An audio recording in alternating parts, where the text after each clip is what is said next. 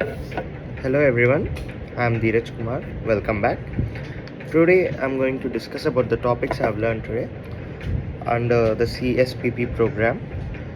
Today we have discussed about binary search trees and graphs. So in binary search tree is basically a binary tree in which we have a root node, which is also known as parent node, and multiple child nodes. The basic rule of binary search tree is we cannot have more than two children, that is at most two children, either zero child, one child, or two children. And one more main constraint for a binary search tree is the elements on the left of a node should be less than its value, and the elements on the right of it should have a greater value. This rule implies for all the nodes in the tree. In binary search trees, we have two types. They are balanced binary search trees and unbalanced binary search trees. In unbalanced binary search trees, we can consider them as skewed binary search trees, in which we have the tree in the form of a line, either a slant line or a zigzag line. That is, the subtrees don't have an equal size. And coming to the time complexity of binary search tree, it is of log n if the tree is a balanced tree. If it is an unbalanced tree, as we have mentioned earlier, the time is of n, because we have to iterate over all the elements and we have to find the element which we want. And coming to graphs are also they are not hierarchical data structure, but they are linear data structure in which we consist of nodes and edges. The main difference between trees and graphs is, in trees we cannot have a loop.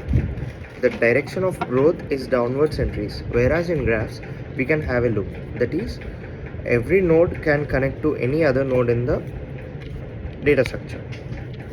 And for traversing a graph, we have two methods, that is BFS and DFS. BFS is known as breadth first search.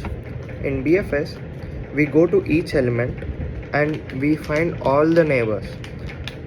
We go to each and every neighbor one by one, and we repeat the same process until no element is left unseen.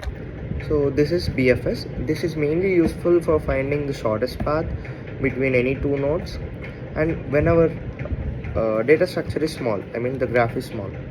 And another one is DFS. In DFS, we go to the depth. I mean, if you follow a route, we go until the last element where we have no other new nodes. When we get to that condition, we backtrack and we go to the other nodes. This is DFS. This is used to find the longest route, or the longest route between two nodes. One of the main examples of backtracking and DFS is traveling salesperson and 0 by 1 knapsack problem. These are very famous for their utilization of recursion using graphs. And coming to the second part, that is tractability, we have learned about P and NP problems. P problems are the ones which can be solved in polynomial time, that is at max n cube or n power 4, whereas non-NP problems cannot be solved in polynomial time.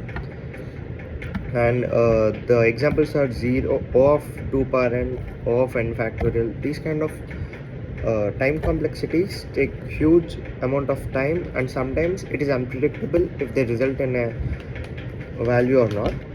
And after that, we had a soft skill session in which we had a speaking task on our favorite teacher, and the writing task was about being cautious or being adventurous. So that's it. Thank you.